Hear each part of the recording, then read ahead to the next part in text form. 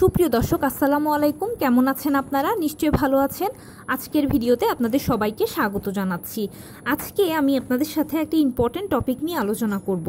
Maximum মায়েদের একটা complain হচ্ছে বাচ্চা কিচ্ছু খেতে চায় না, বাচ্চা তো প্রপারলি পুষ্টি পাচ্ছে না, কি করব। বাচ্চাকে খাওয়ানোর একটা নিনজা টেকনিক আজকে আপনাদের সাথে শেয়ার করব।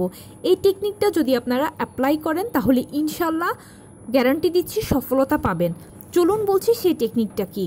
দেখুন, বাচ্চারা কিছু খেতে চায় না, এটা হলো একটা স্বাভাবিক ব্যাপার। এটা প্রথমে মাকে মেনে নিতে হবে। 90% বাচ্চা কিন্তু খেতে চায় না, খাবার নিয়ে খুব ঝামেলা করে।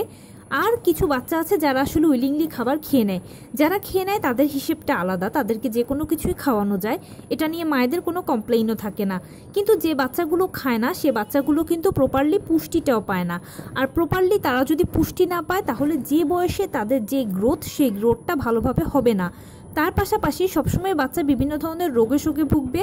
প্লাস এই বাচ্চাগুলো যখন বড় হয় তখনও কিন্তু তারা সেরকম স্ট্রং হয় না, কারণ আজকের বাচ্চা আগামী দিনের ভবিষ্যৎ। সেই জন্য বাচ্চাকে প্রপারলি পুষ্টি দেওয়াটা খুব ইম্পর্টেন্ট। আর খাবারের মাধ্যমেই তারা পর্যাপ্ত পরিমাণে পুষ্টি পাবে। এখন মূল সমস্যা তো হচ্ছে তারা খাবারই খায় না। কি করা যায় এটার জন্য?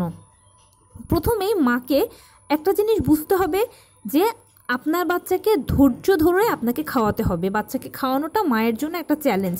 আমরা ম্যাক্সিমাম মা আছি একটু অধৈর্য, কয়েকবার চেষ্টা করলাম, বাচ্চা খেলো না, এবারে আমাদের টেকনিক হচ্ছে বাচ্চাকে ধুপধাপ করে মারলাম বা বাচ্চার উপরে আমরা টর্চার করলাম।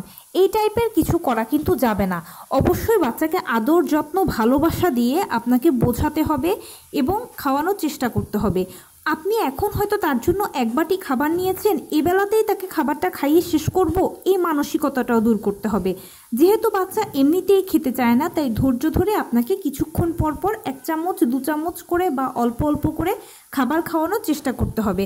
এতে হয়তো বা সময় লাগবে, কিন্তু প্রপার খাবারটা আপনি তাকে দিতে পারবেন যতটুকু দিতে চাচ্ছেন।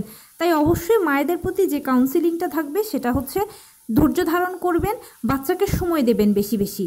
দ্বিতীয় যে কাজটা করবেন সেটা হচ্ছে বাচ্চারা যেহেতু খেতে চায় না, তাই বাচ্চার অল্প খাবারকে কিভাবে পুষ্টিসম্মত করা যায় সেই চেষ্টাটা আপনাকে করতে হবে।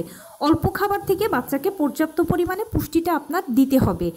এজন্য যেটা করবেন, আপনার বাচ্চা কি খেতে চায় সেটা আপনি সবসময় আইডেন্টিফাই করার চেষ্টা করবেন। যেমন কিছু বাচ্চা আছে ভাত খিচুড়ি খেতে খুব পছন্দ করে, কিছু বাচ্চা আছে আবার দেখা যায় রুটি কলা বিস্কিট এই টাইপের খাবার খেতে পছন্দ করে। এখন আপনার বাচ্চা কি খেতে পছন্দ করে সেটা আপনাকে আইডেন্টিফাই করতে হবে। যদি সে ভাত খিচুড়ি খেতে পছন্দ করে তাহলে মাছ মাংস শাকসবজি এই সব কিছু মিক্স করে তাকে খাবারটা দিন, সে প্রপারলি পুষ্টিটা পেল। আর যে বাচ্চারা খেতে চায় না তাদের জন্য যে কাজটা করবেন, যে হয়তো আপনার বাচ্চা রুটি খেতে পছন্দ করে, এখন একটা ডিম দিয়ে দুধ দিয়ে তার রুটির ডোটা তৈরি করুন, এতে সে ডিম আর দুধের পুষ্টিটা পাবে। এছাড়া বাচ্চা যদি প্যানকেক খেতে পছন্দ করে তাহলে যেটা করবেন যে অবশ্যই দুধ ডিম কলা এইসব জিনিসপত্র দিয়ে তার জন্য প্যানকেকটা বানান, তাহলে সে খাবারের সাথে সাথে পর্যাপ্ত পুষ্টিটা পাবে অল্প খাবার থেকে। আপনাকে এটার জন্য আর কষ্ট করতে হবে না। এরপরে যে আপনাদের প্রতি উপদেশটা থাকবে সেটা হচ্ছে, বাজারে বিভিন্ন ধরনের শাকসবজি ফলমূলের বই পাওয়া যায়, অথবা এই ধরনের কার্ড পাওয়া যায়, অথবা বিভিন্ন ধরনের খেলনা পাওয়া যায় এইসব টাইপের। এগুলো বাচ্চার জন্য সবসময় কেনার চেষ্টা করবেন, রাখার চেষ্টা করবেন ওর আশেপাশে। তাহলে এই জিনিসগুলো সে খেলার ছলে দেখতে দেখতে শিখবে এবং শিখতে শিখতে খাবারের প্রতি তার আগ্রহ জন্মাবে। বর্তমান সময়ে আমরা মায়েরা করি কি, ডিভাইসে অনেক বেশি সময় দিই, বাচ্চাকে খাওয়ানোর পেছনে না দৌড়ে বা বাচ্চাকে সময় না দিয়ে। এই কাজটা করবেন না।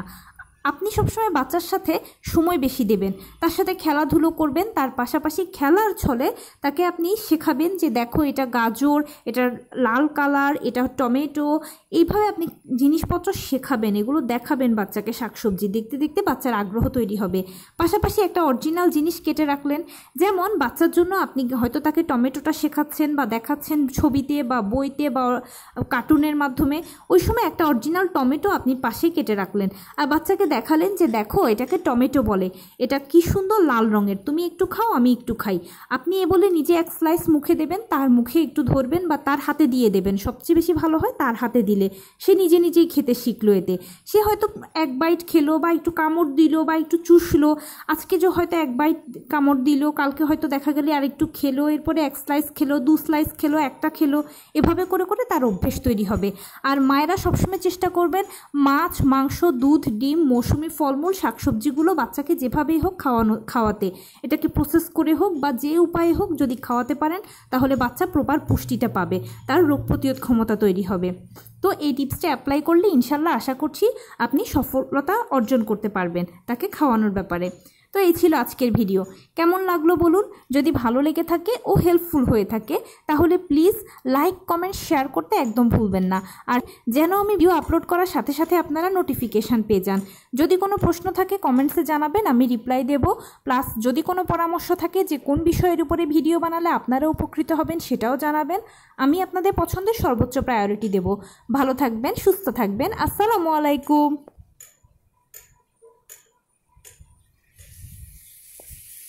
45